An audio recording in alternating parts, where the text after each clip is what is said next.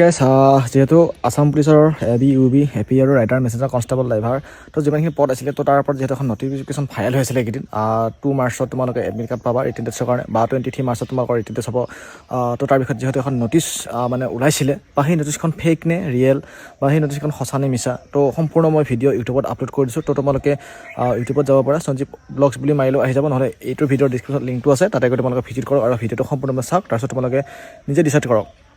তো কিছুমান এনেকুৱা ধৰণৰ নটিচ ভাইৰেল হয় যিবিলাক নটিচ নেকি দেখি ল'ৰা ছোৱালী কেণ্ডিডেটবিলাক হতভম্বিত হৈ যায় বা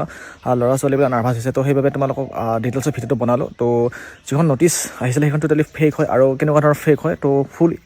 মানে ইনফৰমেশ্যন বা ফুল এক্সপ্লেইন কৰিছোঁ ভিডিঅ'টোত তো তোমালোকে গৈ ভিজিট কৰিব পাৰে সঞ্জীৱ ব্লগছ বুলি চাৰ্চ কৰি দিওঁ ইউটিউব চেনেলত নহ'লে তোমালোকে মোৰ ডিছক্ৰিপশ্যনত লিংক আছে ভিজিট কৰি ভিডিঅ'টো চাবা বাকী চেনেল ছাবস্ক্ৰাইব কৰাৰ পেজটো যদি ফ'ল' কৰি দিব এনেকুৱা ইনফৰমেশ্যন ভিডিঅ'বিলাক শ্বেয়াৰ কৰিব বাই বাই